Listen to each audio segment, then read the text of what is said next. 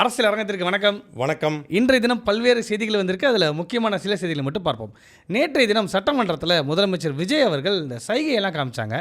இது முதலமைச்சர் மட்டும்தான் இந்த மாதிரி சைகை காட்ட முடியுமா, இல்லை பேரவையில் இருக்கக்கூடிய எல்லா உறுப்பினருமே சைகை காட்டலாமா? இல்லை, இந்த கேள்வி எனக்கும் இருக்குது.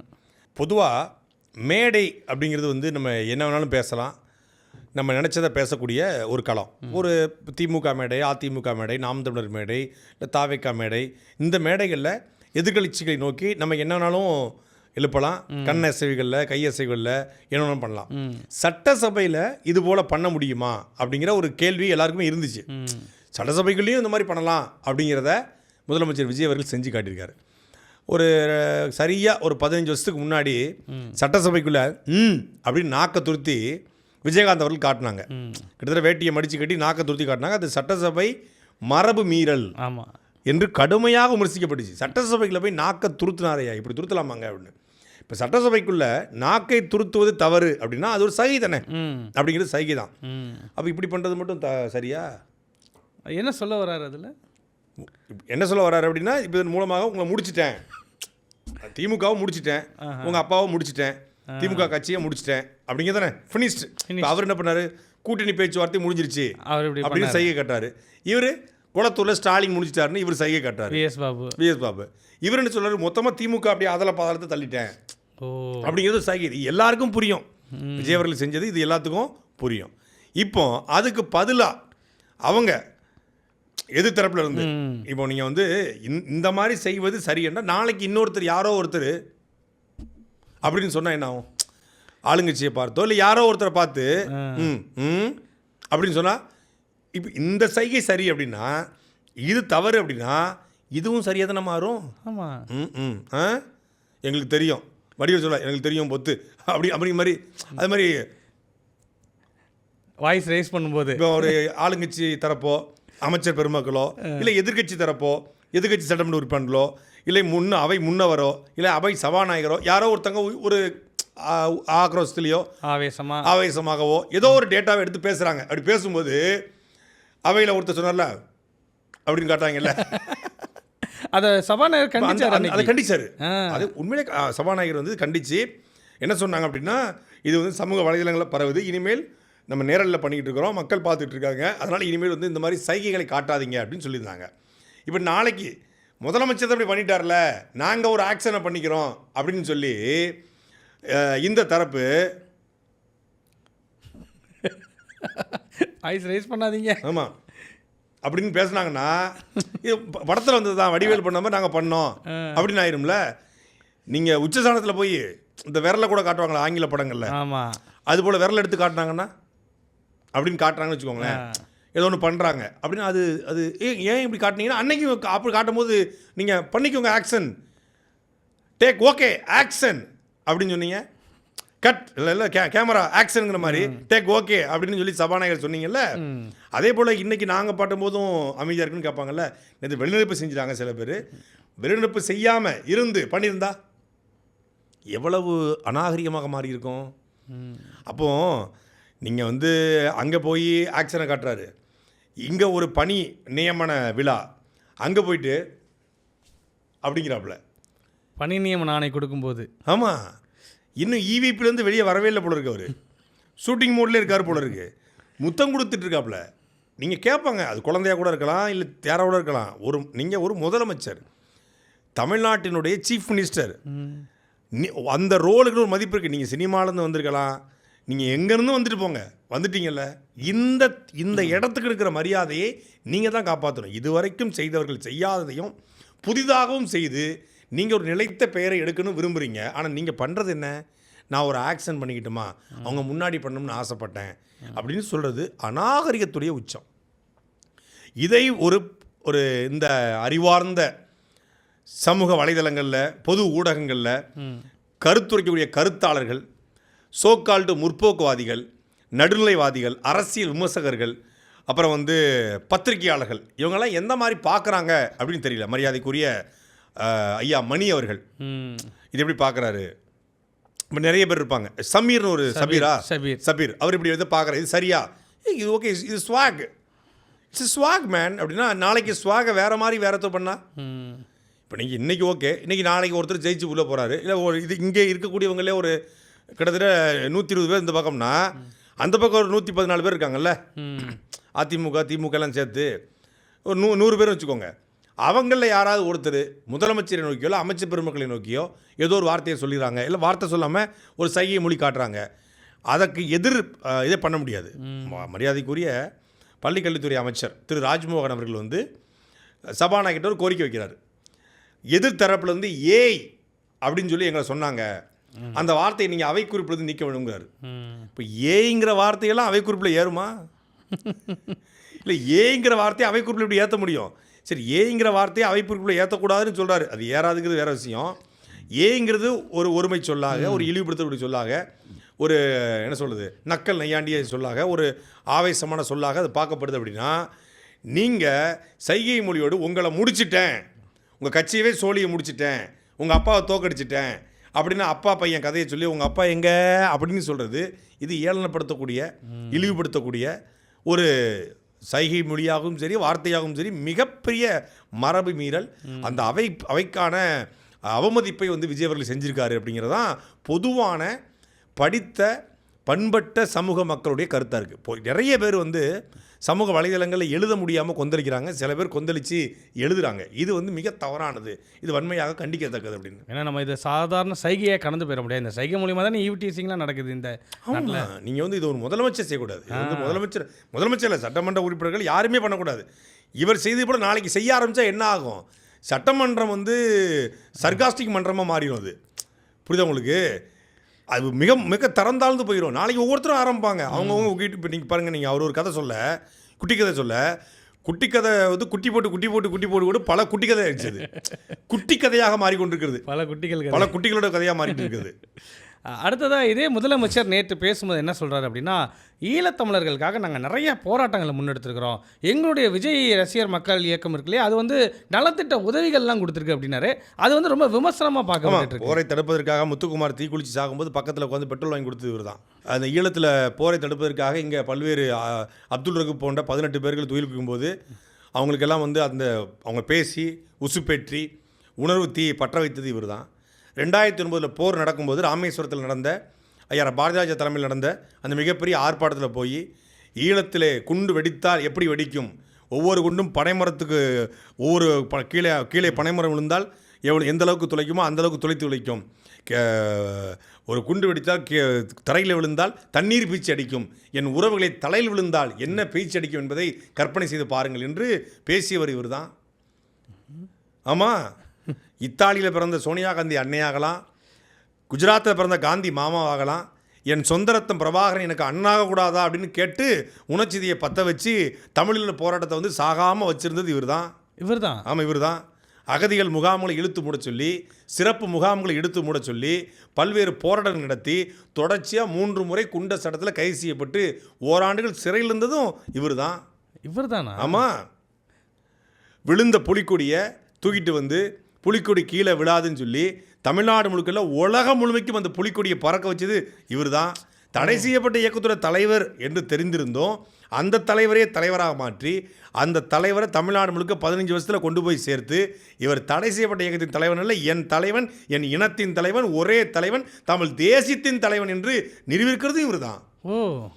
ஏங்க, போர் நடக்கும்போது அந்த போர்க்குற்றம் அது ஒரு இனப்படுகொலை என்று ஐநாவுக்கு அனுமதிப்பதற்காக ஒரு கையெழுத்து இயக்கம், யார் இன்றைய அமைச்சரவையில் பங்கெடுத்துக்கூடிய மரியாதைக்குரிய சமூக நீதித்துறை அமைச்சர் திரு வன்னியரசு அவர்கள் விசிகாவின் சார்பாக பொதுவாக தமிழில் மக்களுக்கு ஆதரவு தெரிவித்து ஒரு கையெழுத்து இயக்கம் நடத்தி கையெழுத்து வாங்க போனபோது நான் ஏன் கையெழுத்து போடணும்னு கேட்ட ஆள் இவர்னு சொல்லி வன்னியரசு அவர்கள் சொன்னார். இப்போ கேட்டால் மறுத்துருவாப்பில், அப்படியா கையெழுத்து இயக்கம் நடத்தலையே, ஏன்னா ஏற்கனவே பொது தொகுதியில் நிற்க ஆசைப்படலாமான்னு கலைஞர் கேட்டாருன்னு சொல்லிடுறாப்புல. திருப்பி கேட்டால் அவர் கேட்டதாக அவர் கேட்டாருன்னு யாராவது சொன்னாங்களான்ட்டாப்புல. அது மாதிரி இப்போ கேட்டால் சொல்லுவார், ஆனால் சொன்னது ஸ்டேட்மெண்ட் இருக்குது, வீடியோ பத்திரமா எடுத்து வச்சுக்கோம், ஹார்ட் டிஸ்கில் போட்டு மண்ணில் புதைச்சி வச்சாச்சு, 7 தலைமுறைக்கு வந்தால் கூட தோண்டி பார்த்துக்குவாங்க. 2008 ஈழத் தமிழருக்கு ஆதரவா உண்ணாவிரதம் போராட்டம் செஞ்சோம். போர் முடிவுக்கு வரணும், நம்ம தொப்புள் கொடிய உறவுகளான ஈழத் தமிழர்களுக்கு பாதுகாப்பான நிம்மதியான ஒரு வாழ்வு கிடைக்கணும்னு அன்னைக்கே கோரிக்கை வச்சோம். விஜய் அவர்களிடம் கையெழுத்து வாங்குவதற்காக நாங்கள் படப்பிடிப்பு தளத்திற்கு சென்றோம். அவர்கள் இதை பார்த்தவுடன் ஐ ஆம் நாட் இன்ட்ரெஸ்டட் என்று சொல்லி எங்களுக்கு திருப்பி அனுப்பிவிட்டார்கள். ஈழத்தமிழருக்காக வந்து நிதி சேகரிக்கும் பொழுது சிலம்பரசன், ஆட்சி மனோரமா போன்றவர்கள் பல்வேறு கலைஞர்கள்லாம் வந்து ஆயிரக்கணக்கில் லட்சக்கணக்கில் கொடுக்கும்போது ரசிகர் மன்றத்தின் சார்பாக 500 ரூபாயை கொடுத்தவர். அதுவும் ரசிகர் மன்றத்தின் சார்பாக 500 ரூபா 500 ரூபா கொடுத்தவர் இவர். ஆட்சி மனோரமா அவர்கள் 25,000, இளைய தளபதி விஜய் ரசிகர் மன்றத்தின் சார்பில் 500 ரூபாய், இளைய தளபதி விஜய் ரசிகர் மன்றத்தின் சார்பில் 500 ரூபாய். ஈழத்தில் போர் நடந்து அந்த இரத்த வடு ஆறுவதற்குள்ளாக யார் போரை நடத்தினார்களோ, யார் இனப்படுகொலை காரணமாக இருந்தார்களோ, யார் இங்கிருந்து படையை, ஆயுதத்தை, இங்கிருந்து 1 லட்சம் கோடி வட்டியில்லாத கடனை எல்லாத்தையும் கொடுத்தார்களோ அந்த கட்சியில் போய் இளைஞர்களில் சேரலாமான்னு ஆலோசனை பண்ணவர் சார். அந்த காலகட்டத்தில் ராகுல் காந்தியை போய் சந்திச்சுட்டு வந்தவர் சார். போர்க்கூட்டத்துக்கு துணை நின்ற இனப்படுகொலை செய்த காங்கிரஸில் அமைச்சரவையில் செத்துப்போன காங்கிரஸுக்கு 70 வருஷம் கழித்து அமைச்சரவையில் 2 அமைச்சரவை கொடுத்து அழகு பார்த்துக்க வச்சுக்கிற இவர் ஈழத்தமிழர்களுக்காக போராடினாராம். நம்ம ஊரில் சொல்லுவாங்கல்ல, ஆடு நனையுதுன்னு ஓனா அழுதுச்சான், உல்ஃபா லியோ அழுதுச்சான். அந்த கதையாக இருக்குது. அடுத்ததாக இன்றைக்கி காரைக்குடி மாநகராட்சியில் வந்து அங்கே அலுவலகத்தில் ஒரு சண்டை. என்ன அப்படின்னா, ஒரு நடிகையோட புகைப்படத்தை அங்கே வைக்கணும் அப்படின்னு சொல்லிட்டு ஒரு பெரிய ஒரு ஆவேசமாக சண்டை போட்டுட்டு இருந்தார். எந்த நடிகையோட புகைப்படத்தை? ஒரு நடிகை, முன்னணி நடிகையோட புகைப்படத்தை இங்கே மேலே மாட்டணும், தலைவர்களோட புகைப்படங்கள் வரிசையில் அதுவும் வைக்கணும் அப்படின்னு கேட்குறாரு. இது என்னங்க கூத்தா இருக்குது? நடிகையோட புகைப்படத்துக்கு மாநகராட்சியில் மாட்டணும் தெரில, புகைப்படம் மாட்டணும்னு சண்டை இன்னைக்கு எல்லாத்துலேயும் வந்துருச்சு. நடிகை எதுவும் சுதந்திர போராட்ட தியாகியா? இல்லை இல்லை இல்லை. அந்த நடிகை எதுவும் சமூக நீதி போராளியா? சச்சா கிடையாது. அப்போ அந்த நடிகை எதுவும் காவிரி பிரச்சனைக்காக ஏதாவது? இல்லை, ட்வீட் கூட போட்டதில்லை. என்னங்க இது? அப்போ என்னங்க காரைக்குடிக்கும் அந்த நடிகைக்கு என்ன சம்மந்தம் இருக்குது? அந்த நடிகை புகைப்படத்தை மேலே வச்சே ஆகணும் அப்படின்னு ஒரு பெரிய தகராறு, அது மாநகராட்சி அலுவலகத்தில். என்ன அது இப்படி ஒவ்வொருத்தரும் கிளப்பிட்டா போங்க. தமிழ்நாட்டை ஒட்டி மாநகராட்சியில் இடமே பத்தாத வைக்கணும் அப்படி. அவருக்கு அந்த நடிகை பிடிக்கும். இப்போ எனக்கு சௌகார் ஜானகியை பிடிக்கும், ஒருத்தங்களுக்கு வந்து KP சுந்தரமாலை பிடிக்கும், ஒருத்தங்களுக்கு மனோரமா ஆட்சியை பிடிக்கும். நடிப்பில் ஒவ்வொருத்தருக்கும் வந்து இவங்களை பிடிக்கும், கோவை சரளாவை பிடிக்கும், பல நடிகையில் பிடிக்கும். சில பேருக்கு வந்து எனக்கு கூட அன்றைக்கி ஒருத்தர் வந்து திருச்சியில் ஒரு கடைக்கு போயிருக்கேன். ஏங்க நீங்கள் வேறு லெவலுங்க, தேங்க்ஸ் பிரதர். அவங்க ஒய்ஃப் வந்து அவங்க சொல்கிறாங்க, உங்கள் வீடியோ பயங்கரமாக, அதுவும் நீங்கள் அவருடைய பெரிய ஃபாலோவர் இவங்க, அவங்கள பேரை சொல்லிட்டீங்க. யாருக்கு ஃபாலோவர்? மியோ மல்கோட பெரிய ஃபாலோவருங்க, அவங்க பேரை சொல்லிட்டீங்க. டேய், எவ்வளோ வீடியோ போட்டிருக்கேன். மியா மல்கோ அவங்க வீட்டுக்காரர் மியா மல்கோவோட ஃபாலோவர்னு அவங்க சொல்கிறாங்க. அதை நீங்கள் மென்ஷன் பண்ணி பேசுனீங்க வந்து உண்மையிலே வந்து ரொம்ப எனக்கு பிடிச்சிருந்துச்சி அப்படின்னாப்புல. 3870 வீடியோ போட்டு கடைசியில் மியா மல்கோ தான் போய் சேர்த்துருக்கு அப்படின்னு நினச்சிக்கிட்டேன். அது மாதிரி ஒருத்தருக்கு அவங்கள பிடிக்கும், ஒருத்தருக்கு வந்து லியோனை பிடிக்கும், சன்னி லியோனை, ஒவ்வொருத்தருக்கும் பிடிக்கும் இல்லையா? இப்போ அதெல்லாம் கொண்டு போய் மாநகராட்சி அலுவலகத்துலேயும் சட்டமன்ற அலுவலகத்துலேயும் போய் மாட்டணும் அப்படின்னு நினச்சா என்ன ஆகுறது? முதல்ல நம்ம ஒரு தெளிவுபடுத்த வேண்டிய தேவை இருக்குது. சட்டமன்ற, மாநகராட்சி, ஊராட்சி அலுவலகங்கள் அரசினுடைய நேரடி கட்டுப்பாட்டில் வரக்கூடிய அரசு அலுவலகங்கள். ஆனால் இந்த பள்ளிக்கூடங்கள், கல்லூரிகள் இது அரசினுடைய நேரடி கட்டுப்பாட்டில் வந்தாலும் கூட இது மக்கள் நேரடியாக பயன்படுத்தக்கூடிய இடம் கிடையாது. அதுக்குன்னு ஒரு ஸ்ட்ரக்சர் இருக்குது. அங்கே ஆசிரியர் பெருமக்கள், மாணவர்கள் 2 பேர் தான் இருக்காங்க. இங்கே எந்த மாதிரி தலைவர்களுடைய புகைப்படங்கள் மாட்டப்படணும் அப்படிங்கிற ஒரு ஒரு தெளிவான பார்வையை உருவாக்க வேண்டியிருக்கு. நீங்கள் ஒரு முதலமைச்சர், ஒரு ஹெட்மாஸ்டருடைய அலுவலகத்தில் தமிழக முதலமைச்சருடைய புகைப்படம் இருப்பது சரிதான். இப்போ ஒரே வருஷத்தில் 4-5 முதலமைச்சர் மாறுறாங்க, இல்லை 5 ஆண்டு 2-3 பேர் மாறுறாங்க. மாணவர்கள் பார்க்குறான், யார் முதலமைச்சர்? இன்னொன்று அவன் அதையே தான் பார்த்து வளர போகிறான் ரோல் மாடல். இப்போ காமராஜர் இருக்கிற இடத்துல, காந்தி இருக்கிற இடத்துல, இவர் நேரு இருக்கிற இடத்துல, சுபாஷ் சந்திர போஸ் இருக்கிற இடத்துல இது போன்ற தலைவருடைய புகைப்படத்தையும் வம்படியாக திணிக்கப்படும் போது அந்த மாணவர்கள் எதை ரோல் மாடலாக வச்சு வளருவான் அப்படின்னு கேள்வி. இப்போ சுபாஷ் சந்திர போஸ் படத்தை பார்த்து வளர்றான்னா, சரி நாட்டுக்காக ஒருத்தன் தியாகம் பண்ணியிருக்காயா, இது மாதிரி நம்மளும் வந்து அர்ப்பணிப்பட்டு நிற்கணும், நம்ம படமும் அங்கே வரணும், அர்ப்பணிப்போடு நிற்கணும் அப்படின்னு தெரியும். காந்தி பெரிய ஒரு பெரிய குடும்பத்தில் பிறந்தாலும் ஒரு வேலையவே திறந்துட்டு ஒரு வந்து நாட்டு மக்களுக்காக எளிய மனிதர்கள் கொடுத்துடைய உடையை உடுத்தி கடைசி வரைக்கும் கோட்டு சுற்றலாம் கழட்டி போட்டு நின்னாரியா அப்படி நிற்கும். அம்பேத்கர் புகைப்படத்தை பார்த்து டெய்லி பார்க்குறேன் அப்படின்னா உனக்கு ஒரு மோட்டிவேஷன் உருவாது. ஒரு சாதாரண கீழே கடந்து பிறந்து நம்மளைப் போல யாரும் ஒருத்தர் ஒடுக்கப்பட்டக்கூடாது, தீண்டாமை கொடுமைக்கு ஆளாயிடக்கூடாது, நம்ம போல வந்து வகுப்பறையில் ஒதுக்கி வச்சிடக்கூடாது, நம்மளைப் போல வந்து தண்ணீர் அருந்துவதற்கும் பொதுச்சாலையில் நடப்பதற்கும் கூட புறக்கணிக்கப்படக்கூடாது என்பதற்காக ஒரு சட்டத்தையே உருவாக்கி சட்ட பாதுகாப்பை வந்து கொடுத்துருக்காரு.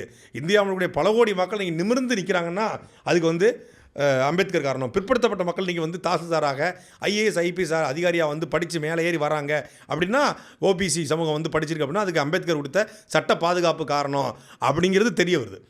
அதுபோல தானே இன்ஸ்பிரேஷனுங்கிறது என்ன, அவர் செய்த சாதனைகளில் எடுத்துக்கொண்டு நாமும் அப்படி வரணும் அப்படிங்கிறது சாதனை.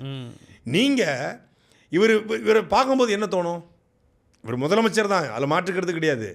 இவரை பார்க்கும்போது என்ன தோணுது உங்களுக்கு? ஹலமதி ஹபீபோ ஹலமதி ஹபீபோ, நம்மளும் இந்த மாதிரி பாடணும் ஆடணும்னு தோணுமா? இல்லை வந்து டேடி மம்மி வீட்டில் இல்லை, தடவோட யாரும் இல்லை, விளையாட போலாம்புல்ல வில்லாலா அப்படின்னு தோணுமா? இல்லை முத்தம் கொன்று கொடுத்தால் முத்தமிழ், உன் இடையோ செந்தமிழ், உன் நடையோ பைந்தமிழ் அப்படின்னு பாட தோணுமா? இல்லை தங்க நிறத்துக்கு தான் தமிழ்நாட்டை எதி கொடுக்குமான்னு தோணுமா? எனக்கு புரியல. அப்போ எந்த இடங்கள் அப்போ இளைய தலைமுறை, மாணவர் தலைமுறை, அடுத்த தலைமுறை வாழக்கூடிய இடங்களை வம்படியாக கொண்டு இந்த புகைப்படத்தை திணிக்காதீங்க. இப்படி திணிப்பதனால தான் அவர் சர்காஸ்டிக்காக கேட்டிருக்காரு. நீங்கள் அதை நல்லா கவனிச்சிங்கன்னா தெரியும். அவர் வந்து இந்த மாதிரிலாம் இருக்க. அப்படியா? இதுவே இப்போ தான் புரியுதா? இல்லை, எல்லா பக்கட்டும் இந்த மாதிரி கிளம்பிட்டாங்களே, அப்படி ஒருத்தர் கிளம்பியிருக்காருன்னு நினைச்சேன். அப்படிலாம் இல்லை. அவர் என்ன சொல்கிறாரு, எல்லாரும் படம் தான் இருக்குது, இந்த ஆட்சி மாற்றத்துக்கே அவங்க தான் காரணம், அவங்கள கொண்டு வைங்கன்றாப்புல. புரிஞ்சிருச்சு. அவர் ஒருத்தருக்கு தான் புரிஞ்சிருக்கு. அடுத்ததா அரசியல் நோக்கங்கள் எல்லாருமே பார்த்துட்டு இருந்த ஒரு செய்தி, கடந்த சில மாதங்களாகவே வந்து ஐயா மருத்துவர் ராமதாஸ் அவர்களுக்கும் அவருடைய மகன் அன்புமணி அவர்களுக்குமான சண்டை. ஆனால் இன்றைக்கி 2 பேரும் சேர்ந்துட்டாங்க, கட்டி பிடிச்சி அன்பை வெளிப்படுத்திட்டாங்கிற செய்தியெல்லாம் வந்திருக்கு. இல்லை, உண்மையிலே வந்து வரவேற்கத்தக்க வேண்டியது இது. நான் ஏற்கனவே இதை வந்து ஒரு அன்றைய கடித சாட்டுன்னு போடலாம். 2 பேரும் ஒன்று சேர போகிறாங்க, இந்த 2 பேரும் பக்கம் நின்று மாறி மாறி பேசுகிறவங்க அசிங்கப்பட போகிறீங்கன்னு சொன்னேன். ஏன்னா என்றைக்காக இருந்தாலும் அப்பா பிள்ளைக்கான சிறு ஒரு ஊழல் தான் இது. வந்து கணவன் மனைவிக்குள்ள ஊழல் மாதிரி அப்பா பையனுக்குமான ஒரு ஊழல், சின்ன ஒரு மனக்கசப்பு. அந்த கசப்புகளை நீங்கள் இணைஞ்சிருக்காங்க. அப்பா பையன் இணைஞ்சதில் எந்த இப்போ அழகிரியும் ஸ்டாலினும் சந்தித்து கொண்டார்கள் அப்படின்னு ஏதாவது செய்தி இருக்கா? அண்ணன் தம்பி சந்திச்சுக்குவாங்க, அதில் இருக்குது. அதில் அப்பாவும் பையனும் சந்திச்சுக்கிறாங்க, அவங்க ஆரத்தலைவி முத்தமிடுறாங்க, அவங்க அன்பை பரிமாறிக்கிறாங்க. இதில் என்னென்னா என்ன பாராட்டத்தக்கது அப்படின்னா, வரவேற்கத்தக்கது அப்படின்னா, ராமதாஸ் ஐயா தரப்புலேருந்து சிலர் அன்புமணி ராமதாஸ் அவர்கள் குறித்து பல்வேறு விமர்சனங்களை வச்சாங்க, கடுமையான விமர்சனங்கள் வைக்கப்பட்டது. இதில் அப்பா மகன் பிரச்சனையில் போய் நாம் உள்ளே புகுந்து ஏதாவது ஊதி பெருசாக்கி அதை வச்சு வியாபாரம் பண்ணி வியூஸ் பார்த்து பண்ணிடலாம்னு சொல்லி சில குள்ள நரிகள் சமூக வலைதளத்தில் இந்த அரசியலை பயன்படுத்தி தன் வயிற்றை வைத்து பிழைக்கக்கூடிய, வாயை வைத்து பிழைக்கக்கூடிய சில குள்ள நரிகள், பெரிய புரட்சியாளராக தன்னை காட்டிக்கொண்டு தெரியக்கூடிய சில குள்ள நரிகள் இந்த வேலையை தொடர்ச்சியாக பார்த்தாங்க. அவர் வீட்டில் வந்து ஒரு ஸ்பை இதான் வைக்கப்பட்டுச்சு. அது அந்த குள்ளநரிகளுக்கு போனதுக்கப்புறம் தான் வைக்கப்பட்டதா சொல்லி, அப்புறம் வீட்டு வாசலுக்கு வந்தோன்னு மரத்தை வெட்டுற மாதிரி வெட்டி போட்டுறோம்னு சொல்லி சில பேர் எச்சரித்ததுக்கப்புறம் அவர் வரல, அந்த குள்ளநரி தடுக்கப்பட்டுச்சு. இப்போ இந்த குள்ளநரிகள்லாம் இப்போ வந்து அப்பா அம்மாவுக்குள்ள விரிசலை வந்து பெருசாக்கிடலாம்னு நினைத்த போதும் கூட திரு அன்புமணி ராமதாஸ் அவர்கள் தன்னுடைய தந்தையார் குறித்து ஒரு வார்த்தை கூட தகாத வார்த்தையை பொது வழியில் பேசலை. ஆமாம், குடும்பத்துக்குள்ளே அவங்களுக்கு 1000 சண்டை நடந்துக்கலாம், எல்லார் வீட்லையும் வீட்டுக்கு வீடு வாசப்படிங்கிற மாதிரி. ஆனால் பொது வழியில் எந்த வார்த்தையும் பேசலை. சண்மியா அன்புமணியார்களாக இருக்கட்டும், அவங்க பேரப்படிகளாக இருக்கட்டும், யாருமே பேசலை. அதே போல் பொதுக்குழுன்னு நினைக்கிறேன், அவங்க அப்பாவுக்கு ஒரு இருக்கையை போட்டு அமர வச்சார். ஆமாம், அந்த இருக்கை அவரோட பேரை வச்சு அவர் பேரை வச்சு வச்சுட்டாங்க. இது உண்மையிலே பாராட்டுக்குரியது. ஏன்னா அவர் எதிர் விமர்சனத்தை வச்சுட்டாரு, இவர் நினச்சா இவர் வச்சுக்கலாம், இவர் தரப்பையும் வச்சுக்கலாம். இவர் மாறி மாறி விமர்சனம் பண்ணி அப்படியே இதாக இருக்கலாம். என்னதான் இருந்தாலும் இவர் வந்து 2004 பாமகவை கட்டமைச்சு இவர் கொண்டு வந்துட்டார்.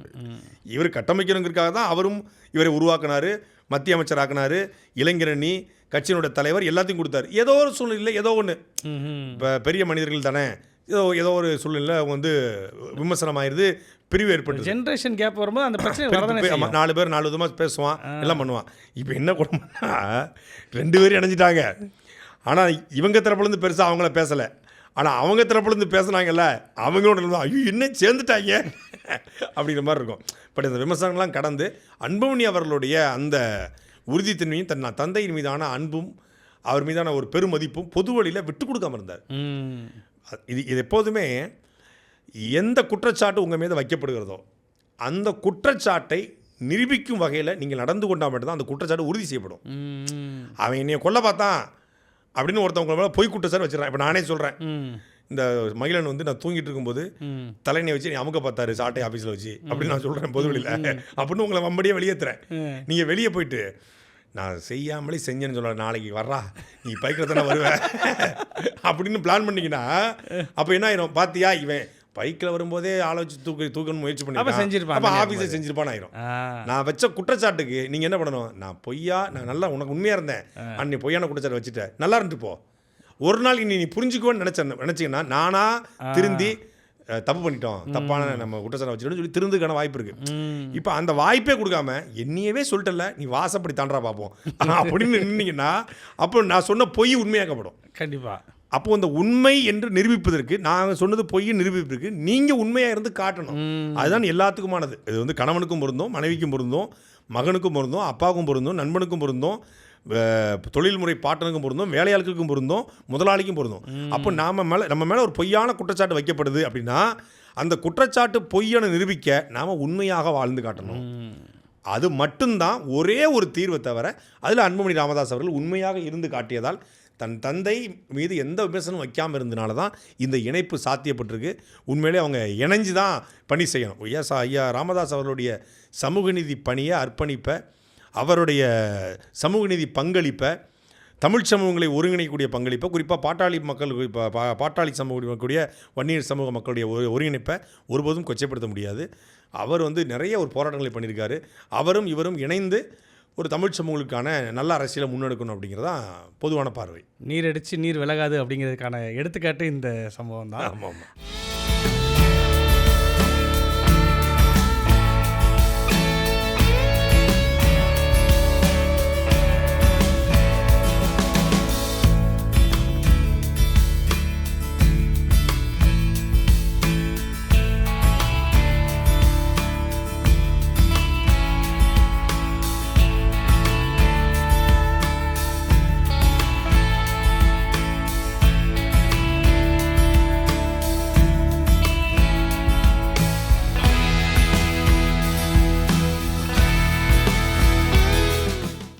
அடுத்ததாக இன்றைக்கி வந்து மின்சாரத்துறை சார்ந்த பணி நியமன ஆணைகள் வழங்கும் விழா சென்னையில் நடந்துச்சு.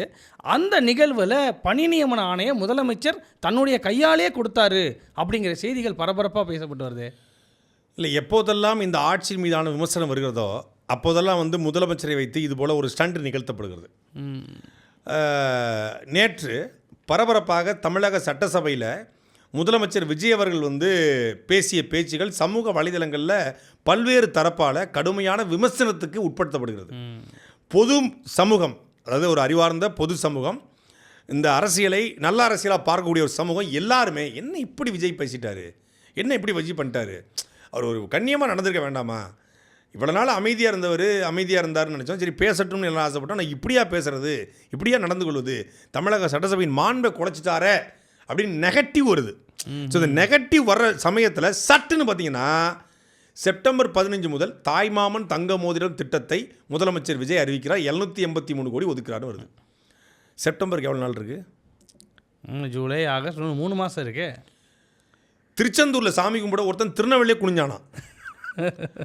திருச்செந்தூருக்கு கிட்டத்தட்ட 60 கிலோமீட்டரு. நீ குறும்பூர் தாண்டி குனிஞ்சு போனால் கூட பரவாயில்ல, நீ இங்கேயே குனிகிற ஏன்பா குனிகிறன்னா குனிஞ்சிருக்கான். செப்டம்பர் 15க்கு செப்டம்பர் முதல் வாரத்தை அறிவிச்சிருக்கலாம். செப்டம்பர் 15 தானே கொடுக்க போகிறீங்க. ஆமாம், இது மாதம் ஜூலை முழுசாக இருக்குது, ஆகஸ்ட் முழுசாக இருக்குது, அதுக்கப்புறம் செப்டம்பர் இருக்குது. கிட்டத்தட்ட எப்படி வச்சு பார்த்தாலும் ஒரு 75-80 நாட்களுக்கு மேலே இருக்குது. இந்த இடைவெளியில் ஏன் அறிவிக்கணும்? ஒரு அரசாணையை அவ்வளோ முன்னாடி அறிவிக்க வேண்டிய தேவை என்ன இருக்குது? அதுக்கப்புறம் அறிவிச்சிக்கலாம். பட்ஜெட் தாக்க போகிறாங்க, அப்போ கூட அறிவிச்சிக்கலாம். அப்போது ஏன்னா அதுக்கு முதல் நாள் விஜய் அவர்களுடைய பிறந்தநாள். விஜய் அவருடைய பிறந்தநாள் அறிவிச்சா ஏன்னா விஜய் பிறந்தநாளுக்கு தான் தாய்மாமன் அறிவிப்பீங்களா அப்படின்னு கேள்வி வரும்ல. போடுறா அண்ணா பிறந்தநாள் அறிவிடா, ஆனால் என் பிறந்தநாளுக்கே கொடுத்துட்றா. அவர் பிறந்தநாளுக்கே புஷி ஆனந்த், மரியாதைக்குரிய நீர்வளத்துறை அமைச்சர் புஷி ஆனந்த் அவர்கள், மாண்புமிகு அமைச்சர் அவர்கள், அவர் சட்டமன்ற மாமன்ற உறுப்பினர்கள்லாம் போய் கொடுத்துருக்காங்க. 1 கிராம் தங்க முதலத்தை கொடுத்துருக்காங்க. 1 கிராம்ங்கிறது இன்றைக்கி 15,000 ரூபா, பெரிய விஷயந்தான், அதில் மாற்றுக்கிறது இல்லை. 1 கிராமே பெரிய விஷயந்தான், பல பேருக்கு கனவு தான். கொடுத்துருக்காங்க. ஆனால் முந்தா நாள் கொடுத்துட்டு நேற்று அறிவிப்பை போட்டு செப்டம்பர் 15 அதுலேருந்து தொடங்கும், அதை தொடங்கி வைப்பார், அண்ணா பிறந்தநாள்லேருந்து பிறந்தநாள்லேருந்து கொடுப்போம்னு சொல்லியிருக்காங்க. இப்போ என்னென்னா இது ஒரு என்னது டேக் டைவர்சன். இப்போ நேற்றைய விமர்சனத்தை இன்றைக்கி மடைமாற்றுவதற்காக அவரே பணி நியமனம் செஞ்சார். நான் வேணான்னு சொன்னேன், யார் மின்சாரத்துறை அமைச்சர், நான் வேணான்னு சொன்னேன், அவர் நான் வர்றேன்னு சொல்லி வந்தார். வந்து அவ்வளவு வெட்டியாக இருக்காரா? புதிய திட்டங்களை தீட்டுவதற்கும் புதிய நிர்வாகத்தை மேம்படுத்துவதற்கும் தன்னை சுற்றி என்ன நடப்பதுன்னு தெரிந்து கொள்வதற்கும் தமிழ்நாட்டில் எவ்வளவோ வேலைகளை செய்ய வேண்டியிருக்கு. ஆனால் இங்கே வந்து கிட்டத்தட்ட ஆஃப் அ டே ஸ்பெண்ட் பண்ணிட்டு போகிறாரு. வந்துட்டு அங்கே தான் ஃப்ளையிங் கிஸ் கொடுக்குறாரு. ஆமாம், ஃப்ளையிங் கிஸ் கொடுக்குறாப்புல, எல்லாம் பண்ணுறாப்புல. சினிமாவில் வந்து அவர் பண்ணார், அது ரசித்தோம். வாரிசு படத்தில் முதல்ல பண்ணார், ரஞ்சிதமே ரஞ்சிதமே முதல்ல பள்ளிக்க கொஞ்சமே அப்படின்னு பாடினார். அப்போ நம்ம வந்து ரசித்தோம். சினிமாவில் ரஞ்சிதமே ரஞ்சிதமே உதட்டு வலிக்க கொஞ்சனுமேனு பாடின அடித்த ஆக்ஷனை பணி நியமன ஆணையில் பண்ணுறீங்களே சார், இது சரியில்லை, இது சரியாக இருக்கா? இந்த பணி நியமன ஆணைக்கெல்லாம் நேரில் வரக்கூடியவர் தமிழ்நாட்டில் ஒரு பணி நியமனம் நடந்திருக்கு, அது மிக தவறாக நடந்ததாக பல்வேறு அதிகாரிகள் குற்றம் சாட்டுறாங்க. என்னென்னா மார்ச் மாதம் 15ஆம் தேதி தேர்தல் தேதி அறிவிக்கப்படுது. அதுக்கு முன்னாடி தமிழ்நாட்டினுடைய தலைமைச் செயலர் மாற்றப்படுறார். நம்ம எல்லாருக்கும் தெரிஞ்சு செய்தி தானே. தமிழ்நாடு தலைமைச் செயலரை மாற்ற சொல்லி யார் சொல்லியிருப்பாங்க? அப்போ ஆட்சியில் இருந்தவங்க சொல்லியிருப்பாங்க. அவங்க ஆட்சியில் இருந்தவங்க எப்படி சொல்லுவாங்க? எதிர்க்கட்சி தானே சொல்லணும். இப்போ தமிழ்நாடு தலைமைச் செயலர் இருக்கார், சரி, தலைமைச் செயலரை மாற்ற சொல்கிறாங்க. ஏன்னா இந்த தலைமைச் செயலரே இருந்தால் திமுக ஃபேவராக இருந்துருவாரு, இந்த தலைமைச் செயலர் இருந்தால் தேர்தல் சரியாக நடைபெறாது, ஒருதலை பட்சமாக இருப்பாங்க அப்படிங்கிற குற்றச்சாட்டுகள் அடிப்படையில் எதிர்க்கட்சிகள் சொல்லணும், மாற்ற சொல்லியிருக்காங்க. எடப்பாடி பழனிசாமி அவர்கள் எதிர்க்கட்சி, பாஜகவில் எதிர்க்கட்சி, பாஜக கூட்டணியில் எதிர்க்கட்சி. எடப்பாடி பழனிசாமி அவர்கள் அன்றைய தமிழ்நாடு தலைமைச் செயலராக இருந்த திரு முருகானந்தம் ஐஏஎஸ் அவர்களை மாற்ற சொல்லி அவர் சொல்லலை. அவர் சொல்லலைன்னு சொல்லிட்டார்.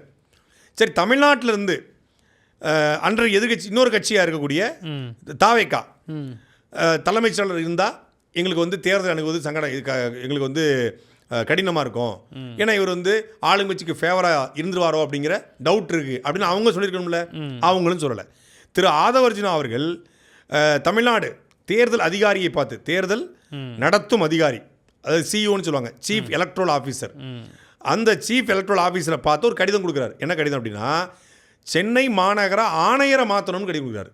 சென்னை மாநகர ஆணையர் ஒருதலை பட்சமாக செயல்படுறாரு, கூட்டங்களுக்கு அனுமதி கொடுக்குற மறுக்கிறாரு அப்படிங்கிற குற்றச்சாட்டை முன் வைக்கிறாங்க. முன் வச்சு இந்த கடிதம் கொடுக்குறாங்க. திருப்பி அதே அதிகாரியை இன்றைக்கி வந்து லஞ்ச ஒழிப்புத்துறை அதிகாரியாக நியமிக்கிறாங்க. அவர் வந்து அந்த துறையில் சிறப்பாக செயல்படக்கூடிய அதிகாரி, மாற்றுக்கருத்து எனக்கு கிடையாது, அவர் போல்டான ஒரு அதிகாரி தான், யார் திரு அருண் ஐபிஎஸ் அவர்கள். அவரை தூக்கி இங்கே போடுறாங்க. அவரையே தான் அவங்க அப்போ மாற்ற சொன்னாங்க. அப்போ ஏன் மாற்ற சொன்னாங்க, ஏன் இப்போ கொடுத்தாங்க அப்படிங்கிறது அவங்களுக்கு தான் வெளிச்சம். ஆனால் தலைமைச் செயலரை மாற்ற சொல்ல.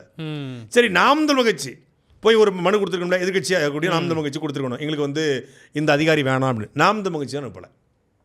கம்யூனிஸ்டுகளோ காங்கிரஸோ பிஜேபியோ யாருமே இந்திய தேர்தல் ஆணையத்திற்கு தமிழ்நாடு தலைமைச் செயலரை மாற்ற வேண்டும் என்று தேர்தல் ஆணையத்துக்கு சொல்லலை. அப்புறம் ஏன் தேர்தல் ஆணையம் அவரை மாற்றிச்சு? அதான் இப்போ இருக்கிற கேள்வி. சரி, ஏன் மாற்றிச்சு அப்படிங்கிறதுக்கு ஒரு காரணங்களை சொன்னாங்க. மேற்கு வங்காளத்தில் இப்படி மாற்றிருக்காங்க. நந்தினி சக்கரவர்த்தி அப்படிங்கிற ஒரு அதிகாரிக்கு பதிலாக துஷ்யந்த் நரியாலா அப்படிங்கிற ஒரு ஐஏஎஸ் அதிகாரியை மாற்றுறாங்க. கூண்டோட நிறைய அதிகாரிகளை மாற்றுறாங்க. அப்படி மாற்றுறாங்க. அதன் தொடர்ச்சியாகத்தான் தமிழ்நாட்டுக்கு மாற்றப்பட்டுச்சு அப்படின்றாங்க. மேற்கு வங்காளத்தை மாற்ற சொல்லி பிஜேபி தேர்தல் ஆணையத்துக்கு கடிதம் அனுப்பியது.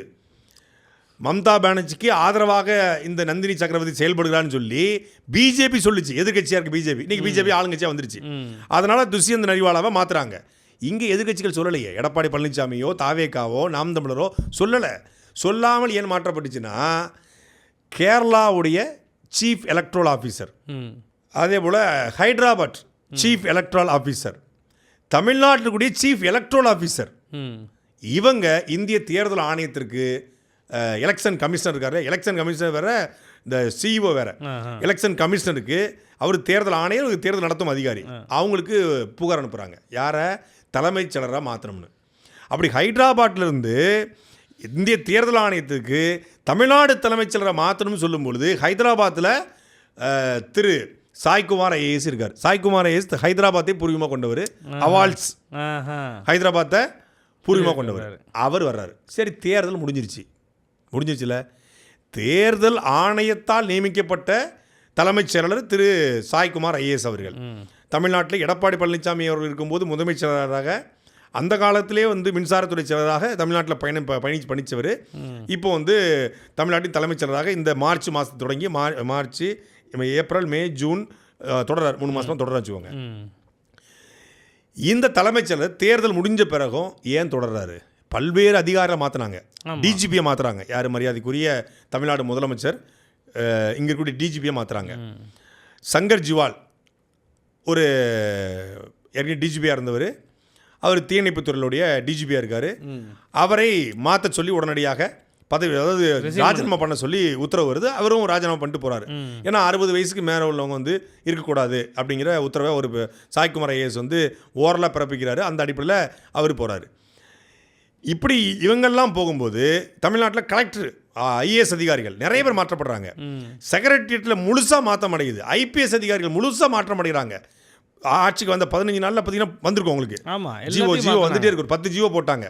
எல்லாத்தையும் மாற்றுற இந்த ஆட்சியாளர்கள் ஏன் தலைமைச் செயலரை மாற்றலை? இப்போ நீங்கள் இந்த பணி நியமனத்துக்கு நேரடியாக வந்து இதில் கண்காணித்து 401 பேருக்கு 383 உதவி பொறியாளர்கள், 18 கணக்கர்கள் எல்லாருக்கும் வந்து கையாலேயே பணி நியமனம் கொடுக்கக்கூடிய திரு விஜய் அவர்கள் தலைமைச் செயலாளரை ஏன் இந்த தேர்தல் ஆணையத்தால் நியமிக்கப்பட்ட, இடைக்காலத்திற்கு நியமிக்கப்பட்ட திரு சாய்குமார் ஐஏஎஸ் அவர்களை தொடர்வதற்கு அனுமதிச்சிருக்காரு அப்படிங்கிறது தான் இப்போ இருக்கிற கேள்வி. இதுக்கு பின்னாடி தெலுங்கு லாபி இருக்கிறதா, இல்லை தெரியாமலே வைத்திருக்காரா, இல்லை மேலெடுத்து உத்தரவா அப்படிங்கிறதா இப்போ இருக்கிற கேள்வி. ஏன்னா இதில் அரசியல்வாதிகள் இல்லை. இப்போ ஒரு தலைமைச் செயலரை வந்து நியமிக்க வைப்பதற்கோ இல்லை தலைமைச் செயலரை வந்து நீக்குவதற்கோ அரசியல்வாதிகள், அரசியல் கட்சிகள் யாரும் அழுத்தம் கொடுக்கல. இங்கே யாரும் கொடுக்கல. ஆமாம், எடப்பாடி பழனிசாமி சொல்லிட்டாரு. தாவேக்காவும் கொடுக்கல. அன்னைக்கு தாவேக்கா கொடுக்கல. திமுக, நாம் தமிழும் கொடுக்கல. திமுகவும் மாற்ற சொல்லலை, எங்களுக்கு வேணாங்க இந்த தலைமைச் செயலர் வேணாங்கன்னு சொல்லலை. யாருமே சொல்லாமல் அதிகாரிகள், அதாவது குறிப்பாக 92, 95 இந்த பேட்ச் அதிகாரிகள் தான் என்ன பண்ணியிருக்காங்கன்னா, இந்த அதிகாரி வேணாம் அப்படின்னு சொல்லி கடிதம் போட்டு இந்த அதிகாரி வேணும்னு சொல்லி இவங்க நியமிச்சிருக்காங்க. இது அதிகாரிகள் அரசியலை பயன்படுத்தி கொண்டு ஆடுகிற ஆட்டம். இந்த அதிகாரிகள் ஆடுகிற ஆட்டத்திற்கு தமிழ்நாடு அரசு, புதிய அரசு, மாற்றத்திற்கான அரசு, எல்லாத்தையும் மாற்ற நினைக்கிற அரசு இதை மட்டும் மாற்றாமல் இருக்குது. அதிகாரிகள் ஆடுற ஆட்டத்தை கூட தெரியாமல் தான் தமிழ்நாடு முதலமைச்சர் இருக்காரா அப்படிங்கிற கேள்வி எழுந்திருக்கிறது. இன்னொன்று, நம்ம வெளிப்படையாக பேச போனால், இதை பேசினா வந்து சாவனிசம், ஃபாசிசம், ராசிசம் அப்படிலாம் சொல்லுவாங்க. வெளிப்படையாக பேச போனால் நாடு தமிழ்நாடு, வாழுகிற மக்கள் தமிழர்கள், பேசுகிற மொழி தமிழ் மொழி.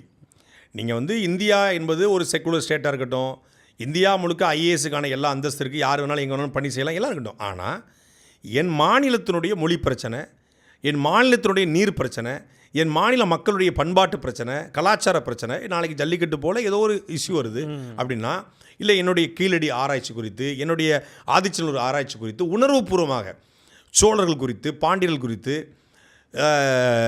கச்சத்தீவு குறித்து, ஆந்திர காட்டில் தமிழர்கள் தாக்கப்படுவது குறித்து, முல்லைப்பெரியார் இஷ்யூ குறித்து, தமிழ்நாட்டில் உள்ளே இருக்கக்கூடிய தமிழ் உணர்வு கொண்ட, இல்லை தமிழ்நாட்டில் பிறந்த ஒரு தமிழ் அதிகாரி தமிழ்நாட்டின் தலைமைச் செயலராக இருக்கும் பொழுது அவர் அது உணர்வுபூர்வமாக அணுகுவார். அதுலேயும் நல்லவங்க இருக்காங்க, கெட்டவங்க இருக்காங்க, வேறு விஷயம். அதில் இப்போ இறையன்பு ஐயா இருந்தாங்க. குறைந்தபட்சம் அவர் இருந்த காலகட்டத்தில் நிறைய மொழி சார்ந்து நடவடிக்கைகள் மேற்கொள்ளப்பட்டுச்சு. இப்போ நீங்கள் சென்னையில் பார்த்துருப்பீங்க, மெட்ரோ பாலம் முழுக்க பார்த்தீங்கன்னா மாயோன், ராஜராஜ சோழன், இதெல்லாம் ஐயா இறையன்பு ஐயா கொண்டு வந்தது. ஒரு வரலாறு கடத்தப்படுது இல்லையா? அப்புறம் வந்து இந்த கீழடிக்கான ஆய்வுகள் மேம்படுத்தப்பட்டது, துரிதப்படுத்தப்பட்டுச்சு கூடுதலாக. இப்போ அதெல்லாம் நம்முடைய வரலாறுகளை அடுத்த தலைமுறை கொண்டு போய் சேர்ப்பதற்கும், நம்முடைய நூல்களை மேம்படுத்துவதற்கும், நம்முடைய அழிந்து கொண்டிருக்கிற ஓலைச்சுவடிகளை மீட்டு அதை இலக்கியங்களாக மாற்றுவதற்கும், நமக்கு வந்து ஒரு தமிழ் தெரிந்த, இல்லை தமிழ் பற்று கொண்ட, இல்லை தமிழ்நாட்டை சார்ந்த ஒரு அதிகாரி எத்தனையோ பேர் இருக்காங்க. சீனியாரிட்டி அடிப்படையில் அவங்க கிடைக்க மாட்டாங்களா? நேர்மையான அதிகாரிகள் இல்லையா ஐஏஎஸில்? ஏன் ஒன்று ஆந்திராவை பூர்வமாக கொண்ட ஒருத்தர் தான் தமிழ்நாட்டுடைய தலைமைச் செயலராக இருக்கணும்னு ஏதாவது கட்டாயம் இருக்கா? ஏற்கனவே கடந்த காலங்களில் இருந்திருக்காங்க. அதையே நீங்களும் கடைபிடிக்கணுமா? நீங்கள் தான் தமிழ் பற்று, தமிழ் வந்து முதலமைச்சருடைய உயிருக்கு நிகர் என்று சட்டசபையில் மரியாதைக்குரிய நெடுஞ்சாலைத்துறை அமைச்சர் ஆதவர்ஜனா சொல்கிறாப்புல. உயிருக்கு நிகர் அப்படிங்கிறது தமிழ் உயிருக்கு நிகர்னா, ஒரு தமிழை நீங்கள் ஆளப்போகிறான் தமிழன்றீங்க, உங்கள் ஆட்சியிலேயே வந்து தமிழ் அதிகாரிகளுக்கு முக்கியத்துவம் கிடைக்கலன்னா வேற யார் ஆட்சியில் கிடைக்கும் அப்படிங்கிற கேள்வி எழுந்துக்கு. ஏற்கனவே இருந்தவர்கள் வந்து திராவிட பற்றோடு இருந்தாங்க, தெலுங்கு பற்றோடு இருந்தாங்க அப்படிங்கிற குற்றச்சாட்டு இருக்குது. நீங்கள் தான் தமிழ் பற்று, தமிழ் உங்களுக்கு உயிருக்கு நிகராட்சி இல்லை. அப்போ இந்த ஆட்சி திராவிட கட்சியோட நீட்சியாகத்தான் நடைபெறுது. இதுவும் ஒரு தெலுங்கு ஆட்சியோட நீட்சியாக தான் நடைபெறுது. தெலுங்கருடைய கட்டுப்பாட்டில் இருக்குது, பிறமொழியோட கட்டுப்பாட்டில் இருக்குது அப்படிங்கிற குற்றச்சாட்டுக்கு உண்மைத்தன்மை இல்லாமல் இல்லை அப்படிங்கிறது தான் இந்த பணி நியமனத்தின் மூலமாக இந்த சாய்குமார் ஐஏஎஸுடைய தலைமைச் செயலர் நீட்டிப்புக்கு பின்னாடி தெரிய வருது. இதை தமிழக அரசு உண்மையிலே கவனத்தில் கொண்டு ஒரு தமிழ் அதிகாரியை தலைமைச் செயலராக போடும்போது குறைந்தபட்சம் உணர்வுபூர்வமாக அதை அணுகுவார். தமிழ்நாட்டில் ஏதோ ஒரு இஷ்யூ வருது, அப்படியே எந்த இஷ்யூ வரக்கூடாதுன்னு நம்ம நினைக்கிறோம். நாளைக்கு ஒரு விஷயம் வருதுன்னா அதை அணுகும்போது அவங்க அதை குறைந்தபட்சம் உணர்வுபூர்வமாக அணுகி மக்களுக்கு பாதிப்பு வரக்கூடாதுன்னு நினைப்பாங்க. இல்லைனா அவங்க வந்து எப்போதுமே முதலாளிகள் பக்கம் ஆட்சியாளர்கள் இருக்கிறது தான் வழக்கம். ஸ்டெர்லைட் ஆலை வந்து இது பண்ணுது. அங்கே ஒரு தமிழ் அதிகாரி வந்து எஸ்பி ஆகவோ ஐஜி ஆகவோ இருந்திருந்தால் நிச்சயமாக அந்த நடவடிக்கை எடுப்பதற்கு உத்தரவு போட்டிருக்க மாட்டார். ஏன்னா அவன் சொந்தக்காரன், எப்படி பார்த்தாலும் சொந்தக்காரன் ஒருத்தர் இருப்பான், உணர்வுபூர்வமாக அணுகுவாங்க அந்த இடத்துல. அப்போ நீங்கள் வடநாட்டு அதிகாரிகள் முழுக்க இருந்தபோது அவன் சுடுறான்டா, யாரோ ஒருத்தன் சுட்டு தள்ளுறா அப்படின்னு உத்தரவு போட்டோன்னே எல்லாரும் காக்காவை சுடுற மாதிரி சுட்டு போட்டாங்க. அப்போ அந்த இதை வந்து தொடர்ச்சியாக செய்வதற்கு பின்னாடி ஒரு பெரிய லாபி இருக்குது அப்படிங்கிறதான் இப்போ இருக்கிற செய்தி. இன்றைய தினம் பல்வேறு செய்திகள் குறித்து பேசணும். மீண்டும் நாளை அரசியல் அரங்க நிகழ்ச்சி சந்திப்போம். நன்றி. சாட்டை எடுத்து நாட்டை திருத்து.